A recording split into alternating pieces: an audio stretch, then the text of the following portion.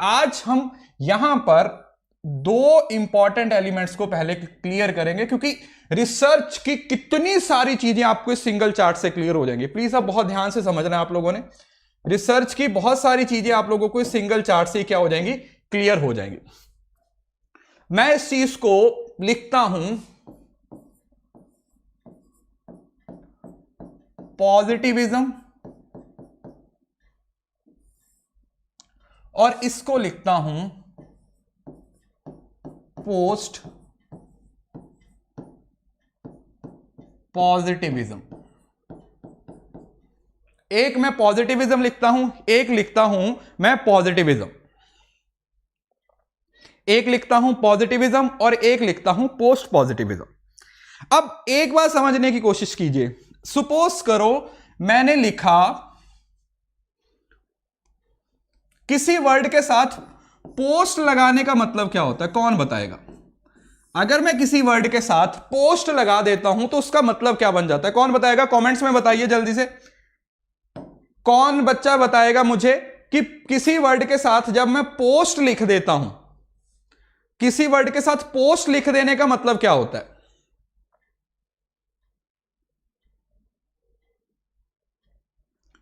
देखिए भाई, जिसको स्लो लगता है वो जा सकता है, ठीक है।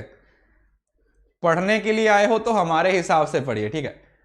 आप सजेशन मत ही दीजिए तो ज्यादा अच्छा है, ठीक है। जब बाकी 900 लोगों को प्रॉब्लम नहीं है तो आपको क्या प्रॉब्लम है? पढ़ने के लिए आए हो तो पढ़िए, एक एक चीज को समझिए। पोस्ट का मतलब होता है जब मैं किसी वर्ड के साथ पोस्ट लगा देता हूं तो ये जस्ट उसका ऑपोजिट हो जाता है,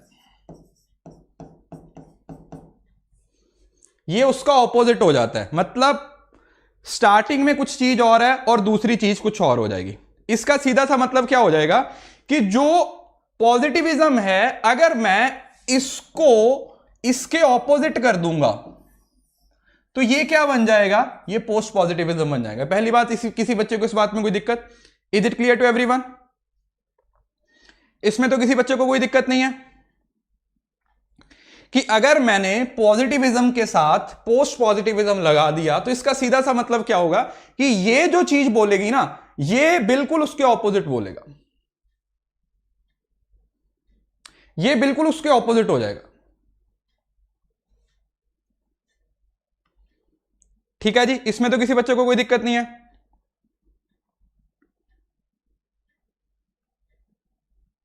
ठीक है जी, अब हम इसको समझने की कोशिश करते हैं। देखिए, बहुत ध्यान से समझना है एक एक चीज को। यहां से एक चार्ट से ही आपको ना डेफिनेटली रिसर्च का पूरा ओवरव्यू क्लियर हो जाएगा, ठीक है। रिसर्च का जो पूरा ओवरव्यू है ना, वो यहां से ही क्लियर हो जाएगा। एक सेकेंड, मैं दोबारा लिख देता हूं। पहले हम पॉजिटिविज्म का पोस्टमार्टम करेंगे, पहले यहां पे आओ और इसके एक एक पॉइंट को समझने की कोशिश कीजिए, बहुत ज्यादा जरूरी है। ठीक है जी, और यार वीडियो पे लाइक भी कर दो। देखो 1000 बच्चा देख रहा है और 647 लाइक। किस मुंह से भगवान के पास जाओगे? पहली चीज, जब मैंने पॉजिटिविज्म की बात कर दी, that means this is some rules. यहां पे कुछ रूल्स फॉलो होंगे। क्या होंगे? यहां पे कुछ रूल्स फॉलो होंगे। रूल्स का मतलब क्या होता है? This is something that is scientific in nature. Rules का मतलब क्या होता है? साइंस। ठीक है जी, रूल्स का मतलब क्या होता है? साइंस। कि भाई कुछ रूल्स हैं उनको फॉलो करना है। ठीक है जी, कुछ रूल्स हैं उनको फॉलो करना है। और दूसरी बात, अगर यहां पे रूल्स फॉलो हो रहे हैं तो इसका सीधा सा मतलब क्या होगा कि यहां पर क्वांटिटी की बात हुई। क्वांटिटी मतलब सिंपल सी बात है, कौन सा डाटा? Numeric data. कौन सा डाटा यूज होगा? न्यूमेरिक डाटा यूज होगा, मतलब जो आप नंबर्स वगैरह यूज करते हो।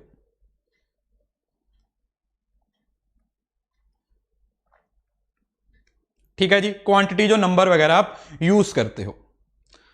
और तीसरी चीज, क्योंकि ये पॉजिटिविज्म है और यहां पर हर चीज आप लोगों के पास अवेलेबल होती है, इस वजह से ये डिडक्टिव इन नेचर होती है।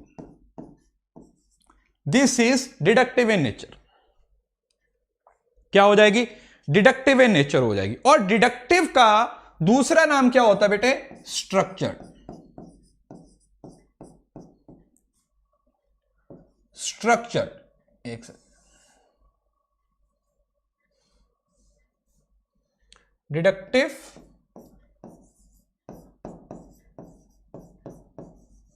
स्ट्रक्चर। ठीक है जी, डिडक्टिव का मतलब क्या हो जाएगा? स्ट्रक्चर। स्ट्रक्चर, ठीक है, जो एक सिस्टम को फॉलो कर रही है। स्ट्रक्चर के साथ चौथी चीज क्या हो जाएगी? This is fixed in nature. ये फिक्स्ड इन नेचर होती है क्योंकि रूल्स फॉलो करने हैं और वो जरूरी हो जाता है। ठीक है, जो भी रूल्स हैं वो आप लोगों के फॉलो होंगे, जो भी आप लोगों के रूल्स हैं वो उसी तरीके से फॉलो होंगे, उसमें आप कुछ चेंज नहीं कर सकते। Everything is fixed. और अगर ये फिक्स्ड है तो इसका मतलब ये ऑब्जेक्टिव भी होगी।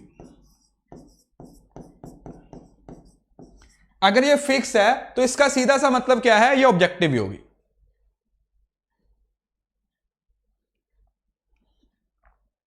ऑब्जेक्टिव भी होगी, ठीक है, क्योंकि जो आपके ऑब्जेक्टिव्स हैं उसी को अचीव करने की कोशिश कर रहे हो। ठीक है, जो भी आपके ऑब्जेक्टिव्स हैं आप उनको अचीव करने की कोशिश कर रहे हो।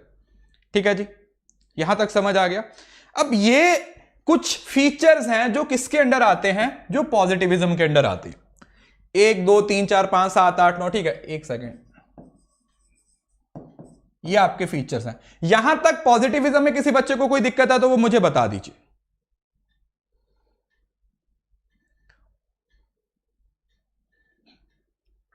पॉजिटिविज्म क्लियर है?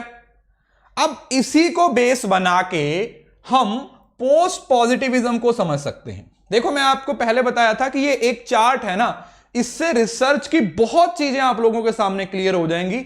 ये मत समझिए कि सिर्फ 2 टॉपिक हैं, कम से कम 6 टॉपिक्स आपके क्लियर हो जाएंगे। यहां से कम से कम नहीं तो 6 टॉपिक्स आप लोगों के क्लियर हो जाएंगे इस सिंगल चार्ट से। ऑब्जेक्टिव का मतलब क्या होता है? इसमें आप कुछ प्री डिसाइडेड ऑब्जेक्टिव सेट करते हो और उनको अचीव करने की कोशिश करते हो। मतलब आपकी जो पर्सनल जजमेंट है ना, पर्सनल इसमें कुछ नहीं होता, मतलब एज इट एज होती है। जो जिस तरीके का रिजल्ट आएगा उसी तरीके का रिजल्ट आपको यूज करोगे।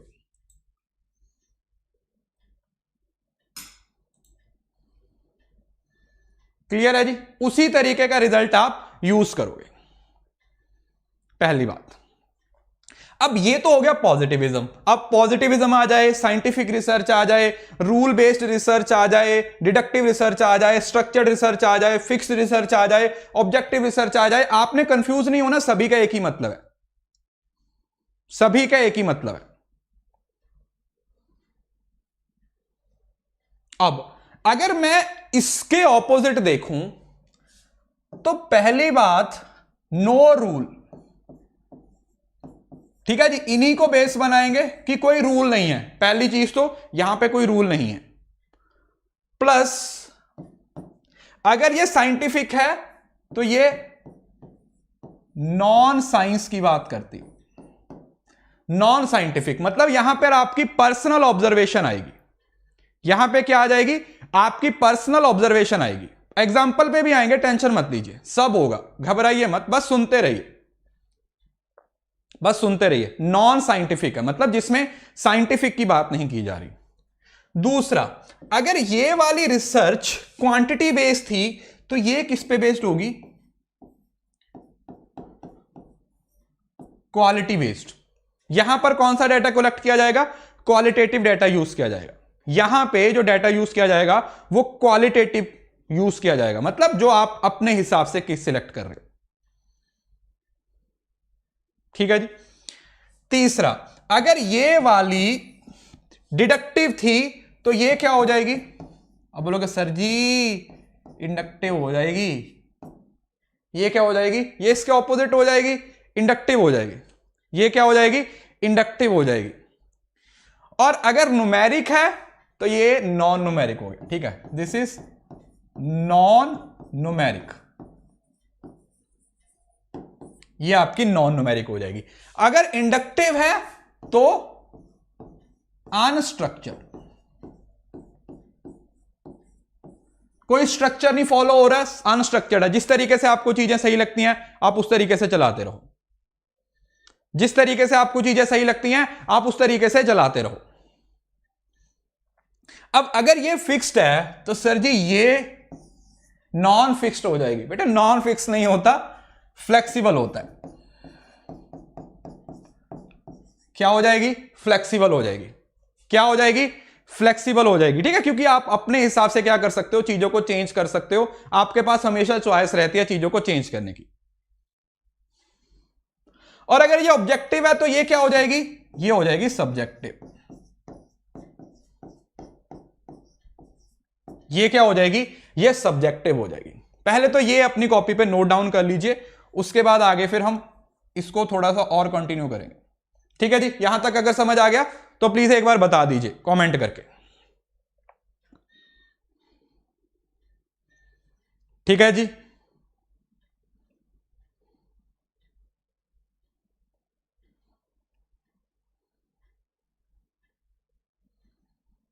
कर लिया। एक पॉइंट जो मेरे माइंड में आया वो मैं बताना भूल गया, एक और ऐड कर देते हैं। पॉजिटिविज्म में जो मेथड यूज होगा किसका? सैंपलिंग का। That will be probability.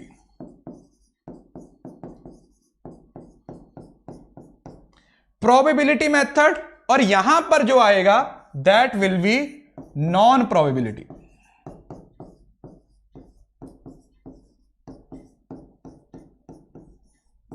Non probability. यहां पर जो मेथड आएगा प्रोबेबिलिटी, और यहां पर जो आ रहा है दैट इज नॉन प्रोबेबिलिटी। पहले इसको लिखो।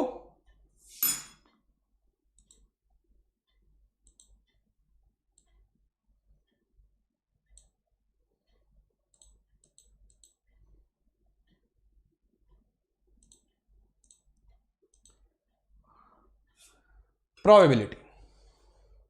सो फाइनली 1000 की वॉचिंग हो गई है। Thank you so much.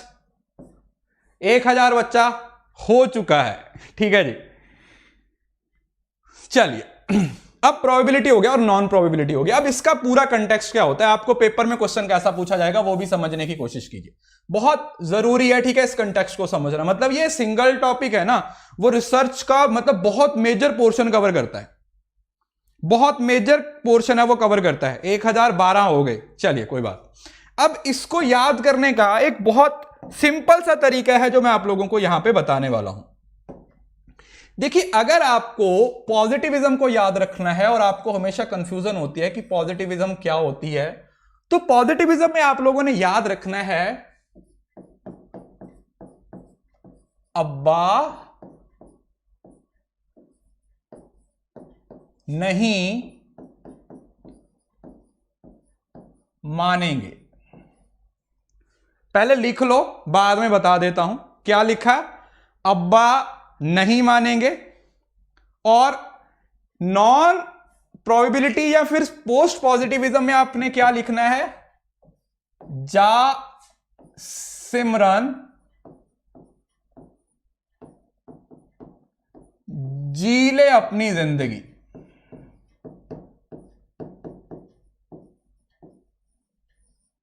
पहले ये लिखो, उसके बाद इसको एक्सप्लेन करता हूं। उसके बाद एक्सप्लेन करेंगे कि ये एक्चुअली है क्या, क्यों यहां पर अब्बा की बात आ रही है, क्यों यहां पर सिमरन की बात आ रही है।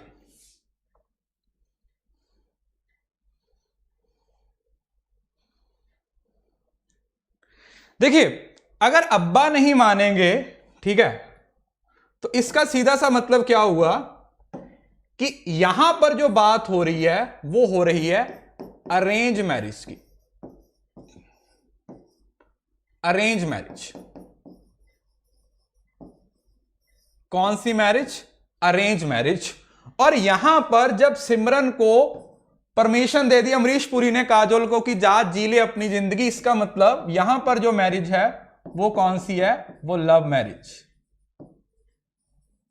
यहां पर जो मैरिज हो रही है वो अरेंज मैरिज हो रही है, और यहां पर जो मैरिज हो रही है वो लव मैरिज हो रही है।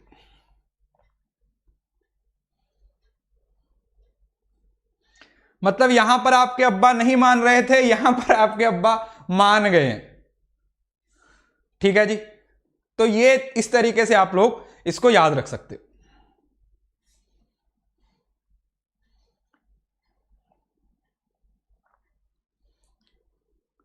इसका सीधा सा मतलब क्या हुआ, जब आप क्वांटिटेटिव रिसर्च कर रहे हो, जब आप पॉजिटिविज्म रिसर्च की बात कर रहे हो, इसका मतलब आपके पास कुछ सेट रूल्स हैं, कुछ ऑब्जेक्टिव्स हैं जिनको अचीव करना ही आपका मेन पर्पस है। उसमें आप अपनी प्रधानगी नहीं डाल सकते, ठीक है, आप खुद से नहीं बन सकते, समझ रहे हो ना। जैसे कुछ लोग होते हैं ना, किसी की शादी में ऐसे ही जाके लगे हुए होते हैं, या टेंट को इधर करो, साइड पे करो, नहीं नहीं ये कुर्सी यहां पे नहीं लगानी, ना उनको बुलाया होता है, ना उनको कार्ड दिया होता है, ऐसी प्रधानगी डालनी शुरू कर देते हैं। तो वो चीजें यहां नहीं चलेंगी, वो चीजें यहां नहीं चलेंगी, क्योंकि यहां पर सिर्फ वही आएगा जिसको कार्ड मिला है।